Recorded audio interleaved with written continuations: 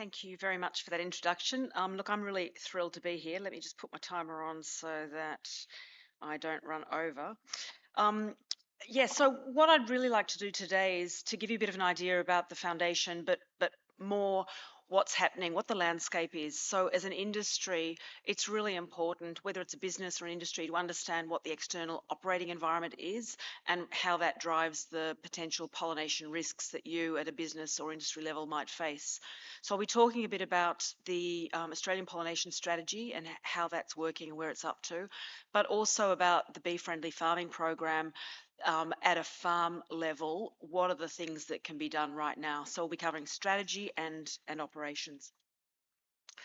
So firstly, to where am I? If I can get to work, this is not working. What am I having to push? What's that? Thank you. It's not moving on, that's all.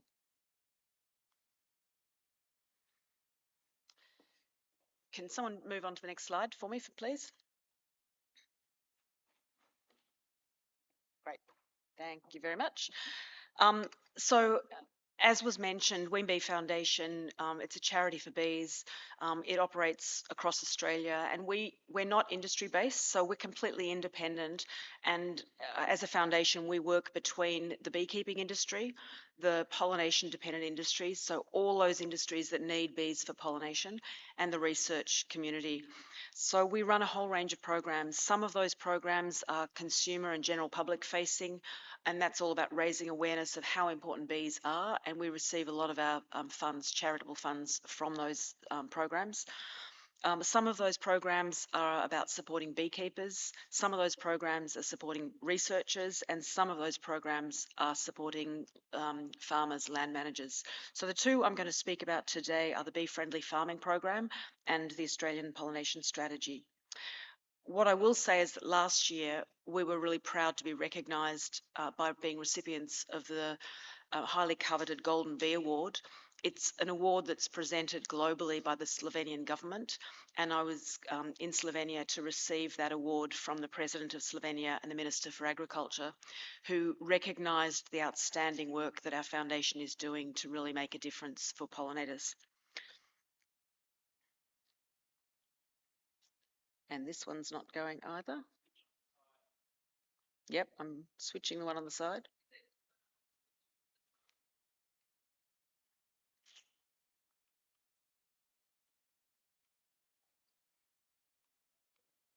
Can you switch that on for me? It's still not working, and it is on. Ah, now it's working. Thank you. So why we exist? We exist because we need bees. Bees are so important, as you will understand. Bees are important not just for food security as pollinators of our food crops, but also they underpin biodiversity and they underpin ecosystem health. So bees are really important, and that's why we exist. A little bit about the pollination situation in Australia to provide some context. So in Australia, our pollination services are provided by a range of pollinators. They're provided by managed honeybees, they're provided by feral honeybees, and Australia is a bit of a bee utopia. We have more feral honeybees than any other country in the world because of our climate. It's really well suited. Bees and pollinators can survive throughout the year. So we have very high populations of feral honeybees providing free pollination services to you and all of your crops.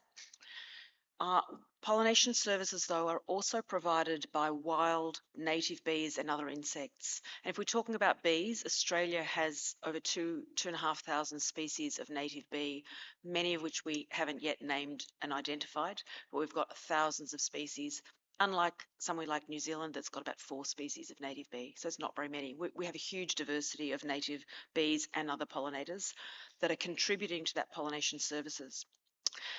And then it's also provided by managed native bees and other managed pollinators. And there's been some, we've heard about hoverflies, drone flies, and some other, increasingly, other managed pollinators being used. But the bulk, the vast majority of the pollination services to agriculture are provided by managed honeybees. And in Australia, we 855,000 hives is the number. It's come back a little bit since Varroa. And those honeybees are predominantly about 80% of our paid pollination services from honeybees are provided by just 1,800 commercial beekeepers. So it's a really small sector. The honeybee industry in Australia is probably worth $150 million worth of annual sales from honey and hive products. So it's a really small industry in terms of honey. But the economic value provided by honeybees to the range of other pollination-dependent industries, the estimated annual economic value is about $14.2 billion. I think it's a lot more than that. That's quite an old figure. So 10 times more than the value of honey. So the real value in honeybees is actually the pollination services they provide. In context, Australian agriculture, about $91 billion with a 2030 target of 100 billion. At least 53 of our agricultural crops rely on pollination to some degree, and that represents about 2/3 of that agricultural diversity. That diversity is really critical because you'll often hear people saying, well, 1 out of every 3 mouthfuls of food depends upon bees, but it's actually 2/3 of our food diversity, and that diversity underpins healthy diets. So it's really critical. That diversity is really critical, and you would know that as berry growers, how important berries are as a contributor to healthy diets. But downstream from that, it also underpins a food and grocery sector worth $144 billion. So pollination is really critical, but often underplayed. And the pollination dilemma is that there are fundamental risks to Australia's pollination security that are misunderstood and unmanaged. So the honey, that's driven by a few things. So I'm talking macro here, but I think it's really important for you to understand what's happening in the environment. So we've heard about Varroa. Varroa mite came to Australia a couple of years ago, 2.5 years ago. And what we know from other countries is we expect that we're going to lose about 95% of our feral honeybees, those honeybees that are currently contributing to the pollination services of our agriculture. They're going to go. The costs for beekeepers in managing Varroa in their hives, particularly over the next few years until our feral honeybees are gone, are huge. So their costs are going to increase, and the viability of our beekeeping sector is really under threat. And we are expecting we're going to lose somewhere around 50% of our commercial beekeepers in the next few years, predominantly because the cost of them managing and dealing with Varroa is so great and the viability is such a challenge. I've heard so many times, yeah, but every other country has had Varroa, they've dealt with it. That's true, but when they've had to face and deal with Varroa, it's at a time when there's been a good price of honey, so they could manage the cost of that transition.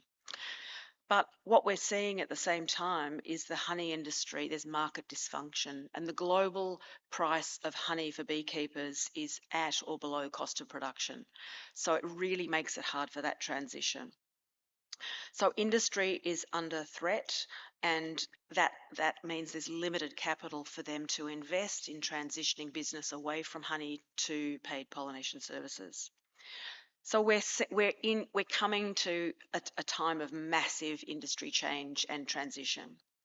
So the current situation is those factors, Varroa, market dysfunction, is meaning that bees and beekeeping are really constrained financially and non-viable in many cases. That's having an impact on non-honeybee pollinators. So all those other alternate pollinators are often misunderstood and unmanaged. Our pollination-dependent industries, berries, almonds, macadamias, they're all operating in silos, not really understanding what the demand constraints are. We've got the environment also having a say, saying, well, hang on, honeybees are terrible. We want any native bees, or there are constraints and issues there, and tensions, and our government really is often misunderstanding and not really understanding the full flow-on impact of pollination in the environment. So we've got this current situation where there's non-strategic, unmanaged, uncoordinated pollination, which is leading to limited bees, limited beekeepers, and other pollinators to supply the pollination requirements of all of your industry and other industries that are growing. Decreased ecosystem services, decreased biodiversity, decreased food security. It's an unmanaged, problematic situation. But out of every problem, there is an opportunity. And the opportunity here is around seeing pollination as a fourth lever of productivity. So we have, water. We've already pulled the lever of productivity with water use efficiency. We've looked at fertilizer use and really targeting that to optimize production. We've found ways to use chemicals to maximize and optimize productivity and production. But pollination, there's still so much we don't know. So that becomes a real opportunity. But we really can't optimize and leverage that opportunity and realize that opportunity without a plan.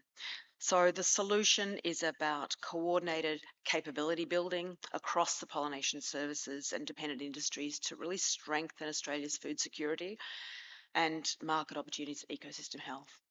How we're doing that is we've just been awarded a $1 million funding grant by the Ian Potter Foundation, and we've got a $2.5 million program now underway to lead the development of an Australian pollination strategy. So we've currently appointed a steering committee, we're about to appoint a program manager, and we're well on the way of a roadmap towards a really clear plan for Australia's pollination security.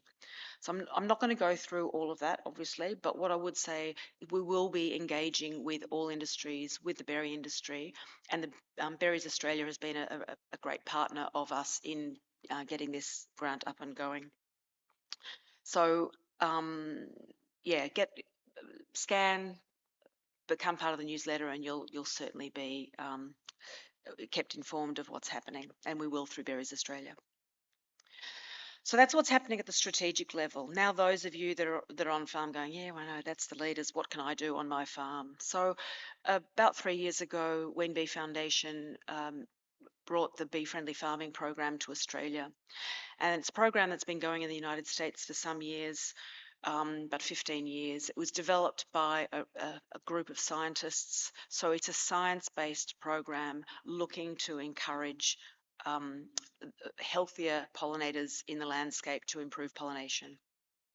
So in the 3 years since we've brought that program to Australia, we've now certified over 43,000 hectares of farmland across 11 different industry sectors and for 6 states of Australia. So we're really pleased. It's incredibly diverse from, almonds and macadamias that you would expect to wine grapes, dairy, pork, which you might not expect. So it's a really diverse portfolio of farms and landholders that are saying we see a value in farming in a way that is going to support pollinators in the landscape. We've also, through that time, awarded 42 grants to a number of farms that are Bee Friendly Farming certified, and that's provided 122,000 plants and 122 hectares of pollinator habitat on farms. So we're pretty proud of those statistics. So why would anyone think about joining bee friendly farming? Well, we say it's good for bees and it's good for business. The program is a certification program. It works hand in hand with land managers to improve their practices to become more bee friendly. It leads to increased pollinator flora and habitat across Australia and on farms. And what happens is when you increase the floral abundance on farms and the across the calendar year, it'll lead to an increased abundance and diversity of pollinators that will then lead to more resilient, healthier pollinators and more resilient farming systems in terms of pollination. It also assists with beneficial insects as well, because of course our beneficial insects in your IPM programs also require pollen resources, pollen and nectar resources with the floral resources. The program's also really good for business.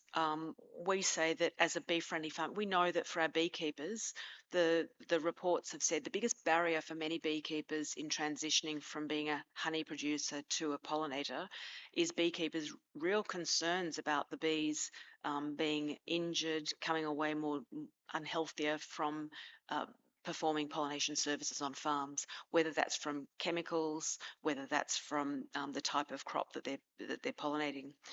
So becoming bee-friendly farming certified gives the beekeepers confidence that at least there are systems in place to protect those pollinators. It's a great way in terms of social license to also tell consumers that you as a business or as an industry are taking active steps to support the pollinators. And we know from our market research is consumers really feel strongly and passionately. They really care about bees. But the benefit to you and your bottom line is more resilient pollinator populations, which can lead to improved yields and improved bottom line for you. It's a program that we hold your hand. We have a pollination ecologist working on our team, and we have IPM specialists available to support you with some of your questions that you might have as we navigate this pollination space of uncertainty. And as a certified farm, you get to be able to put a sign up on your farm gate and use the logo on your product to really tell that story. So I'd encourage you to become part of the Bee Friendly Farming program. Come and see us down on our stand. We've got a stand down in the showroom, and we also have a monthly newsletter that goes out that talks about all things bee friendly. Thank you very much.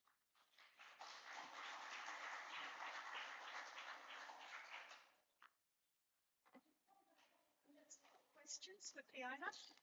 We have a roving mic, maybe.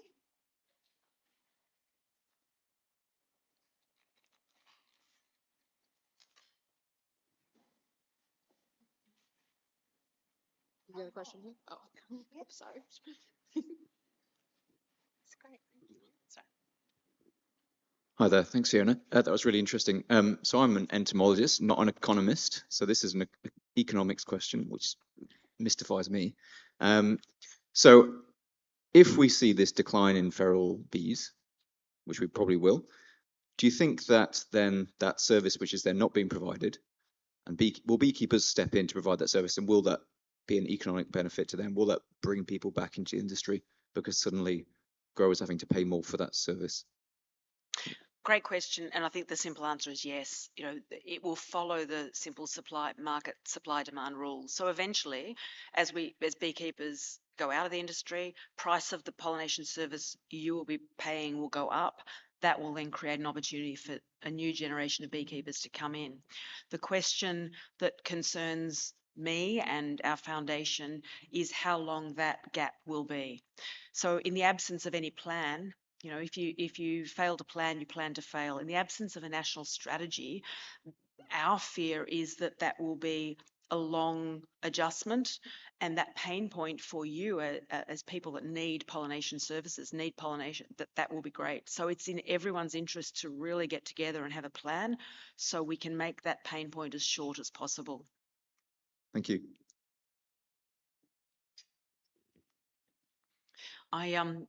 While you're waiting, I spoke to one industry and I said, I'm always interested in asking the question, so what's your greatest pollination challenge? And what's your strategy for in the absence, with now having Varroa? And I had one person say, we pay over $1 million a year in bees for this big company. And I said, so what do you do to manage your pollination risk now that we've got Varroa? And they said, oh, we've got really good relationship with our beekeepers.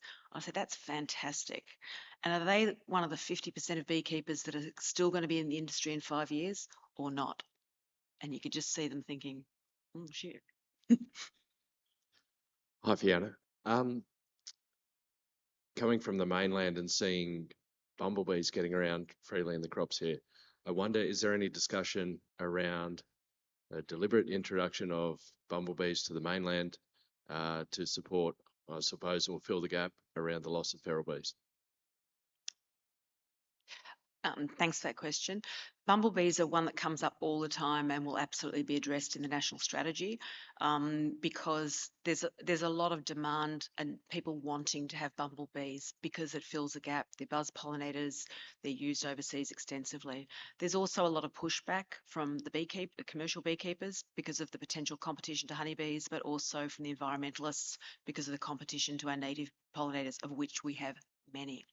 So the real issue I think that needs to be addressed from the strategy is saying, well, let's really understand what the need, why people want bumblebees, and let's stand back and say what other options, how can we address that real need, and maybe through some other options. So, for example, Western Sydney University is currently doing a project using the blue-banded bee. The blue-banded bee is an Australian native bee. There's actually many different species within the genus of blue-banded bee. They're buzz pollinators. They're very similar to a bumblebee. So, what opportunity is there to utilise what we already have as a resource to solve that problem? So that's one other way. So I think it's about standing back and looking at what else we can do, so that the need is met, whether it's through bumblebees or something else. That's part of what the strategy has to address.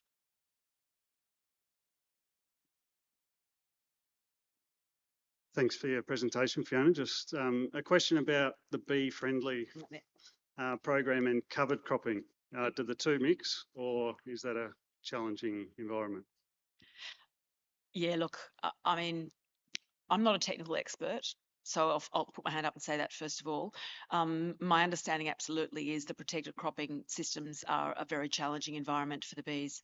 We've looked at whether we should be taking bee-friendly farming into the protected cropping area, and at this stage, we think that the gains are greater in open areas. The principles, I would say, don't change. So bee-friendly farming is not about saying it's for this crop or that crop or this system or that system. The principles don't change. What we encourage you to do is look at how you can apply the system in your setting. And I'd just give a call out. We've got pollinator guides that are amazing down on a stand that you can take. We've got 33 of these published for across Australia. They're an incredible resource. So they're available for free. Come down to our stand and I'll give you a pollinator guide. Thank you. It's a great scene-setting conversation. Oh, should I give you this? Oh, Do we have time for one more, actually? one more question? Yeah. Sure. Fiona, do you just want to stroll up? Don't get off that easy. Excuse me now. Hi, thanks for stopping and coming back. My question is, you mentioned the profitability of honey production in the system and the potential effect of pollination on the bee, like in terms of the health of the individual bee. I guess my question is, with 1,000 other species of bees in Australia, is the honeybee, as we understand it, the best species to be commercially producing for pollination if we switch the focus of the business? Great question. What we're seeing, in the northern areas, the Australian stingless bee. So I've had 2,500 species of native bee. 11 of those species are stingless bees, but they're being used. They live in a hive. They're a colony, I should say.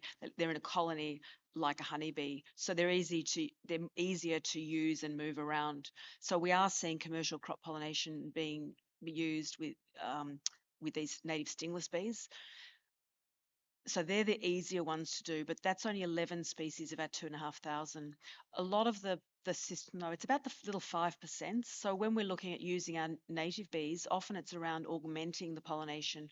So the science generally says that even when honeybees are present in large numbers, where you've got a abundance and diversity of alternate pollinators in the mix, you'll get an improved pollination outcome. So our goal is trying to get all the little 5%ers. The native bees in many cases won't replace the honeybee, but what they will do is build more resilience in your system, so that as we come to the point that honeybees are in short supply, if you can only get half the number of bees that you need, at least if you've got some alternate pollinators in there, it's a buffer, it's a resilience. Or it might be the the 5% over and above that's your profit. So it's not one or the other, it's all together.